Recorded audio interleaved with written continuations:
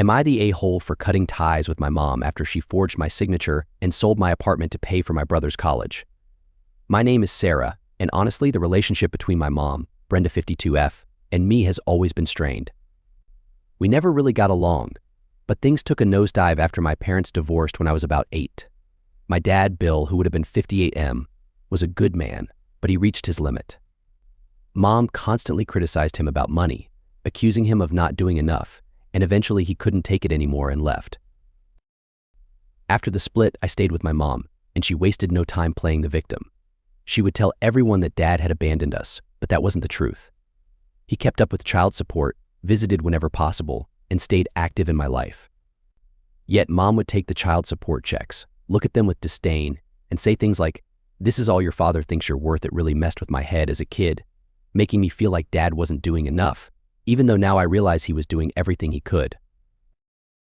Things got even worse when Mom met Tom, now 53M, a contractor who seemed to be doing pretty well. They had my half-brother Jake, and after he came along, I felt like I vanished. Mom would make fancy dinners for Tom and Jake while I was often left to figure out meals on my own. Sometimes I'd come home to an empty fridge, like I was invisible in my own home. But the real turning point came when I discovered Mom was cheating on Tom, and it wasn't a small suspicion or a minor incident I stumbled upon. It was blatant. It happened when I was 17, just a few months shy of finishing high school. I remember that day vividly. It was a Saturday, and I had gone out with friends. We wrapped up earlier than expected, so I returned home sooner than usual. I wasn't expecting anything, just a quiet afternoon, but the second I walked in, something felt off. You know that eerie feeling when a house is too quiet, almost unnaturally so? That's how it felt. I called out, "Mom, Tom," but got no reply. That's when I heard voices coming from upstairs. At first, I thought maybe Mom was on the phone or something, but then I heard laughter, not just any laugh, but the kind she used when she was flirting with Tom. Except, this time, it wasn't Tom's laugh. My heart started racing, but I couldn't stop myself from creeping up the stairs, trying to stay silent. As I got closer to her bedroom door, the voices became clearer. Then I heard another man's voice, definitely not Tom's. I froze right outside her door, which was slightly ajar, allowing me to peek in without being seen. I looked through the gap, and that's when I saw them, my mom and a stranger, tangled up in the sheets on her bed, as if they didn't have a care in the world. I was paralyzed, unable to process what I was witnessing. My brain just couldn't keep up with what my eyes were seeing. The worst part, they were laughing, like what they were doing was completely normal, just another casual Saturday afternoon. Suddenly, I must have made a noise because they both looked up at the same time. Mom's face went white, and she scrambled to cover herself with the blanket, while the guy just smirked. He didn't even bother to hide what was happening. He looked at me like I was the intruder, like I was the one disrupting his day. "Sarah, wait. This isn't what it looks like," Mom stammered, but it was exactly what it looked like. She was caught red-handed, and there was no talking her way out of it. I couldn't even find the words to respond. I turned and bolted out of the house, not looking back. My mind was a blur, my hands shaking, and all I could think was, what the hell did I just see? I wandered around the neighborhood for what felt like hours, trying to make sense of it all. I had no idea what to do. Part of me wanted to go back and confront her, to tell Tom and blow everything up, but another part of me just felt numb, like I wasn't ready to face the fallout. So I didn't go back right away. I spent the night at a friend's place, keeping everything bottled up inside, because I couldn't bring myself to talk about it. The next morning, I returned home not because I wanted to, but because I had no choice. I still had to live there, still had to figure out how to exist in that house knowing what I knew. When I got back, it was as if nothing had happened. Mom was in the kitchen, acting like it was any other day, like I hadn't caught her cheating just the day before. I ignored her, went straight to my room, locked the door, and sat there, staring at the wall. I couldn't look at her the same way anymore. It was like a switch had been flipped, and all the respect I had left for her was gone. From that point on, our relationship was practically non-existent. I barely spoke to her, kept to myself, and only left my room when absolutely necessary. I wasn't ready for another confrontation, but I knew one thing for sure: I was counting down the days until I could finally leave that house for good. For the next few weeks, I went through the motions, keeping my head down and avoiding her as much as possible, but I couldn't shake this feeling deep inside telling me I had to get out. The problem was, I didn't know where to go. Then I remembered something my dad had mentioned a while back, an apartment he had been talking about, saying he wanted to have something ready for me when I was ready to move out after high school. At the time, I hadn't paid much attention, but now it felt like a lifeline. I decided to call him. It was a Friday after school, and I spent the whole day building up the courage to make the call. My heart pounded as I dialed his number. When he picked up, his voice was as calm as ever, completely unaware of what had been happening.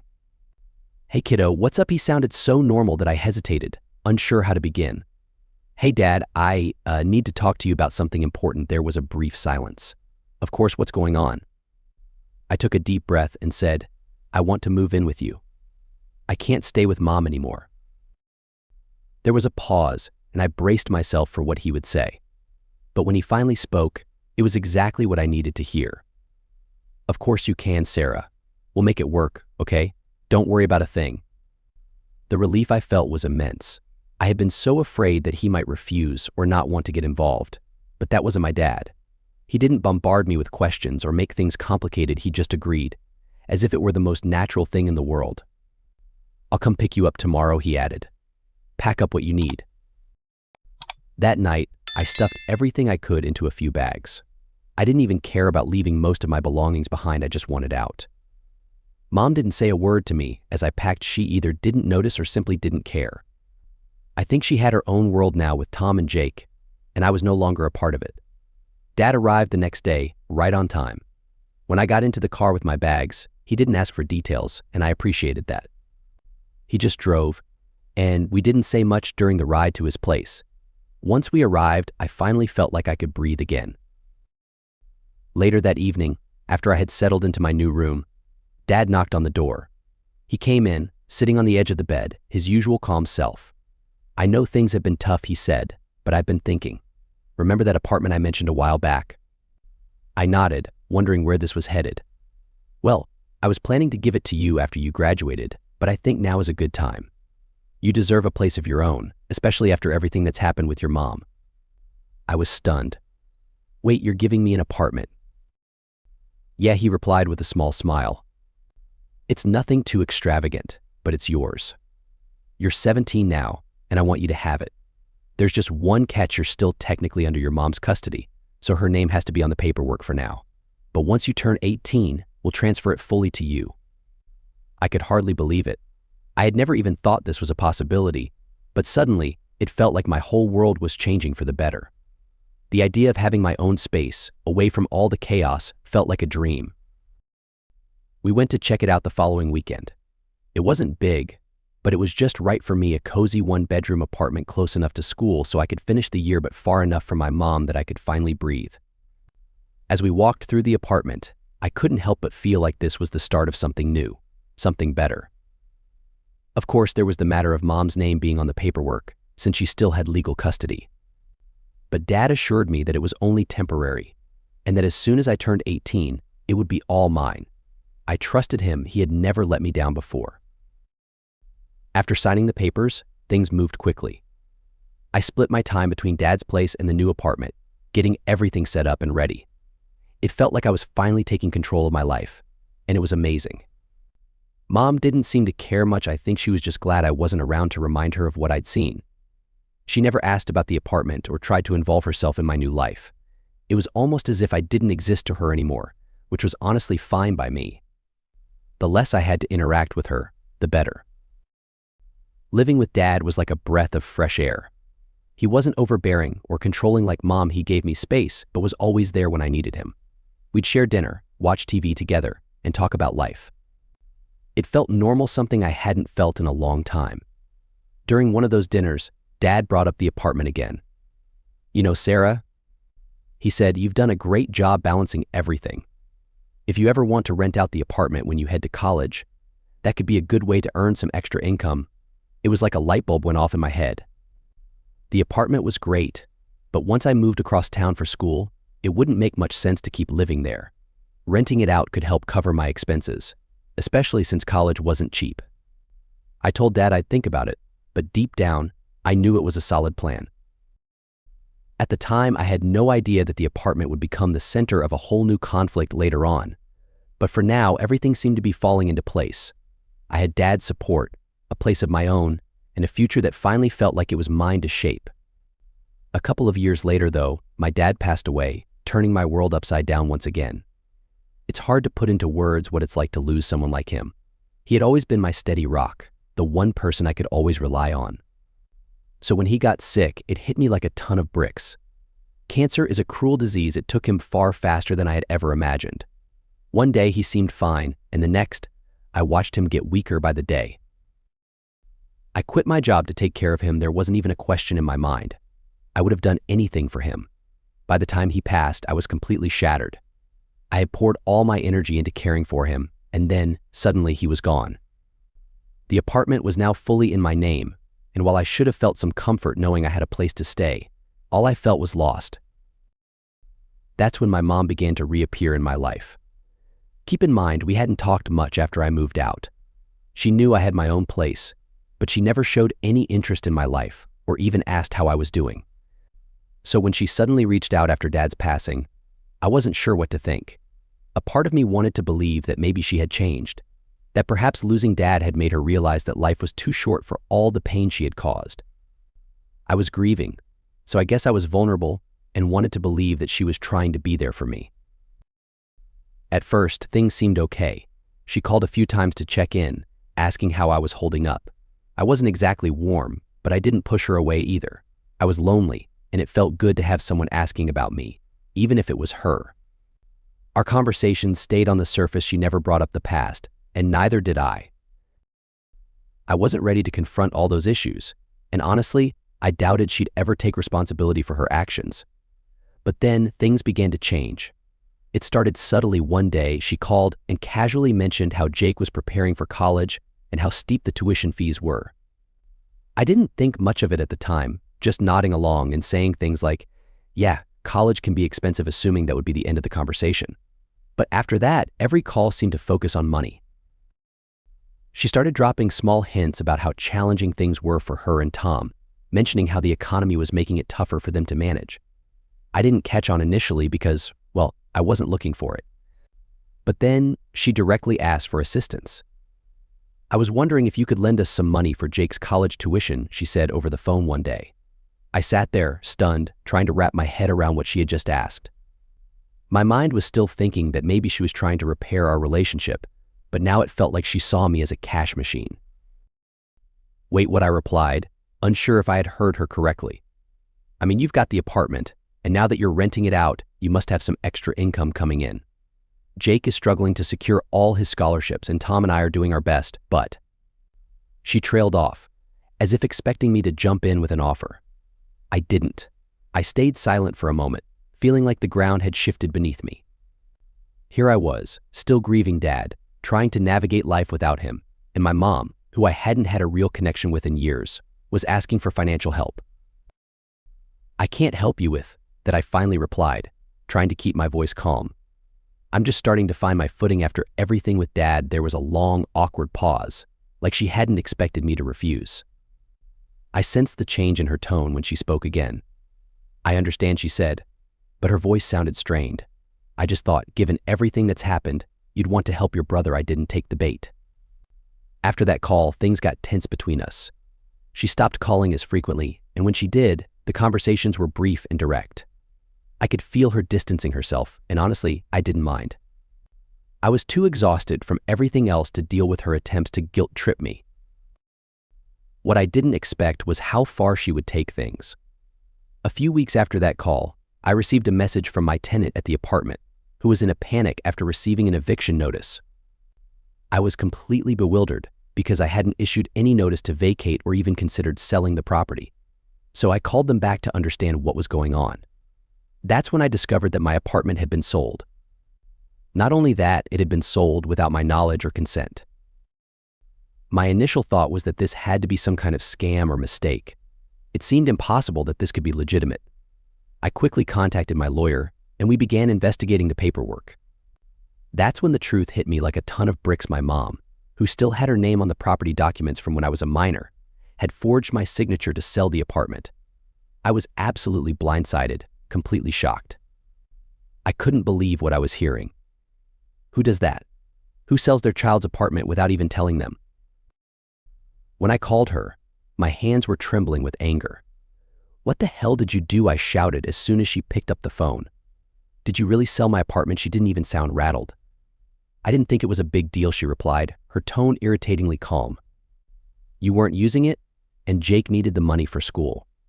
It was just sitting there." I was left speechless. This wasn't some minor misunderstanding. This was my apartment, a place Dad had given me, a place meant to be mine, and she had sold it as if it were hers to dispose of. I tried to keep my emotions in check, but I couldn't. "I can't believe you did this," I said, my voice quivering with fury. "You had no right." "Well, technically, my name was still on the paperwork," she responded, as if that somehow made it acceptable. "And besides, it's for a good cause. Your brother needs the money." That was the final straw for me. I couldn't wrap my head around the fact that my own mother had gone behind my back, forged my signature, and sold something that wasn't hers to sell all for Jake's sake. I had nothing against him, but this wasn't about him. It was about her crossing a line I never thought she'd cross. She sold something that wasn't hers, something that Dad had given to me, and then acted as if it was no big deal. I knew I had to take action, and the first step was confronting her in person. I drove over to her house that same afternoon, my thoughts racing the entire way. I had no clear plan for what to say, but I knew I had to face her. When I arrived, I didn't waste time. I marched up to the door, barely knocking before stepping inside. She was in the kitchen, humming to herself, acting like everything was perfectly normal, while my world had been turned upside down. She looked up and smiled, as if she hadn't just torn the rug out from under me. "Oh, hey Sarah, what brings you by?" I couldn't believe how casually she was behaving, as though everything was fine, as though she hadn't sold my apartment behind my back. My heart pounded, and I was so furious that I struggled to keep my voice steady. "You really think what you did was okay?" I snapped. "Selling my apartment without even telling me?" Her smile faded, but she didn't look as guilty as I thought she should. "I told you, Sarah, Jake needed help for school, and you weren't using it anyway," she replied, shrugging as if it were nothing. "It was just sitting there empty." I couldn't believe what I was hearing. She spoke as if selling the apartment was no big deal, as if it had no importance. "It wasn't yours to sell, Mom. That apartment was mine. You forged my signature." I practically shouted, my anger boiling over. She crossed her arms and leaned against the counter, far too calm for someone who had just committed fraud. "Technically, my name was still on the paperwork, and I'm your mother. I did what I thought was best for the family." That phrase, "what was best for the family," made me want to scream. She wasn't acting for the family's sake, she was doing it for herself, using Jake as an excuse. I couldn't believe how easily she was brushing it off, as if it meant nothing. "You have no idea what you've done." I spoke, my voice quivering with anger. "This wasn't about what was best for anyone, it was about you thinking you could take something that wasn't yours." She rolled her eyes, as if I were being overly dramatic. "You're overreacting. It's just money, Sarah. Your brother needed it for school. You've got your own life now, and it's not like you even needed that apartment." My hands were shaking by then, and I took a deep breath, trying to keep my composure. "You forged my signature, Mom. Do you even realize how illegal that is? You can't just take something that belongs to me and use it like your personal piggy bank." She sighed, sounding exasperated. "I'm your mother, Sarah. I didn't expect you to be so ungrateful about this. I was trying to help your brother. You'll be fine, you always are."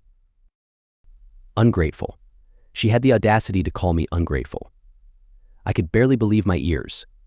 This went beyond her usual selfish behavior. This was criminal, and yet she acted like I was the one in the wrong.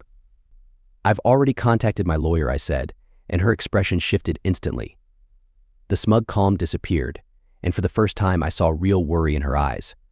"What do you mean, your lawyer?" she asked, trying to sound casual, but her voice had an edge of panic. "I mean, I'm taking legal action against you," I replied, my tone icy. "You committed fraud. This isn't just a misunderstanding, Mom. You sold something that wasn't yours to sell, and you're going to face the consequences." The color drained from her face, and for a moment, she was speechless. I think she finally grasped how serious this was. "Sarah, you don't have to do this," she pleaded, her voice more desperate now. "We're family, we can sort this out." I shook my head, feeling the anger rise again. "No, we can't. You made sure of that the moment you forged my name. You never even considered what I wanted or needed. It was all about you, and I'm done letting you walk all over me." She fell silent, as if trying to figure out how to talk her way out of it. "I didn't mean for it to go this far," she finally said. "I was just trying to help Jake." And I thought, "You thought you could do whatever you wanted." I cut in. "You didn't care about the consequences, you never do. But this time, you're not getting away with it." I turned and began to leave the kitchen, but she called after me. "Sarah, wait, please. Don't do this. We're family. You don't want to take this to court." I paused at the doorway and turned back to face her one last time. "I didn't want any of this, but you left me no other option." I walked out without looking back. It felt like my whole world was falling apart, but at the same time, I had a strange sense of clarity.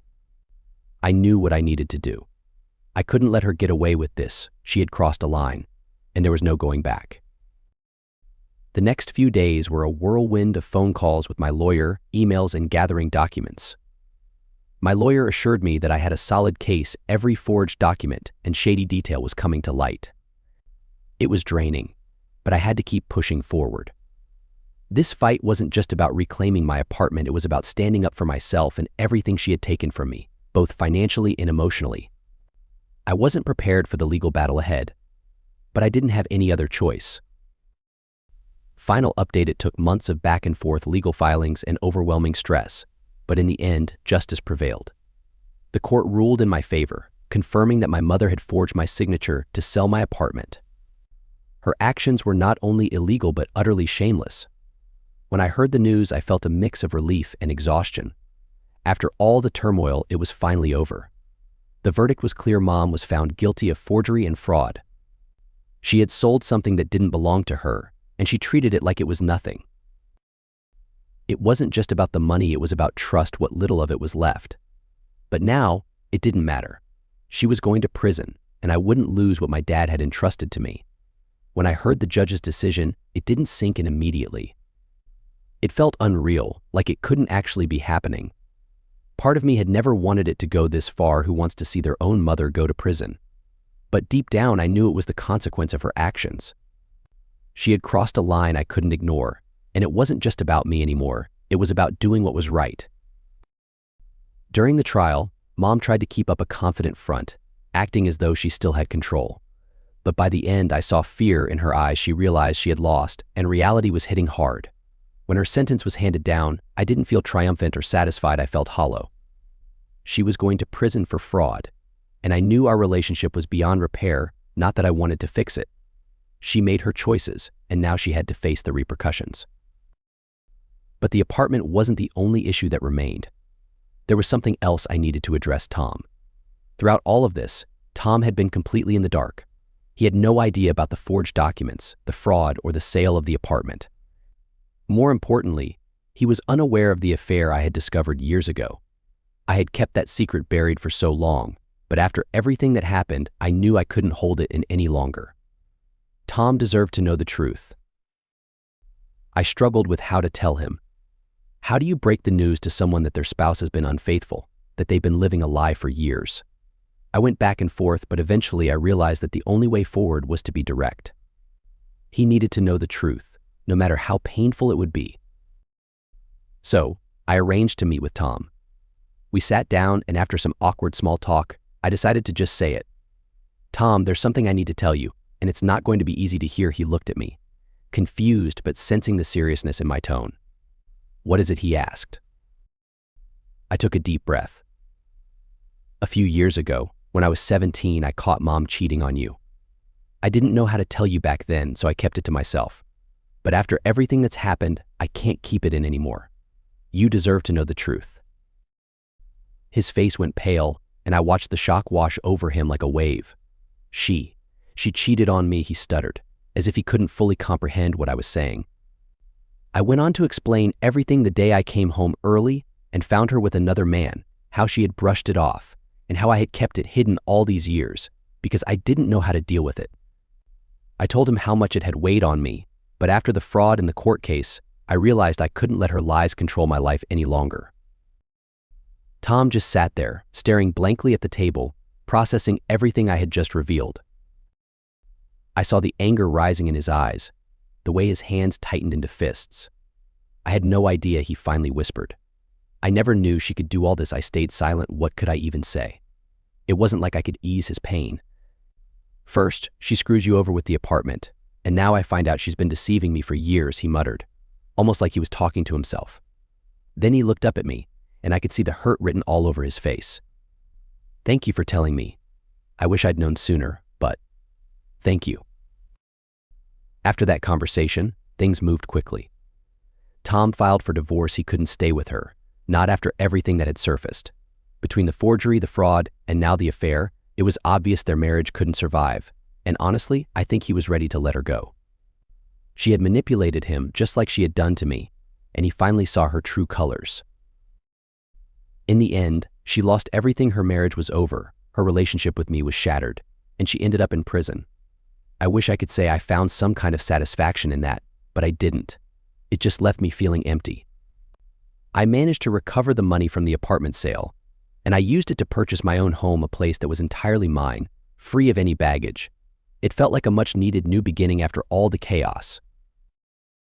I haven't spoken to my mom since she was sentenced, and honestly, I have no intention to. Some things are just too damaged to fix.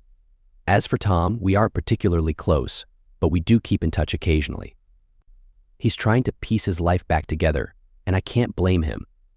It's tough when you realize that someone you trusted has been lying to you for so long. And Jake, he's doing all right. He's in college now, and we chat sometimes. He had no idea about what Mom had done, and I don't hold any of it against him.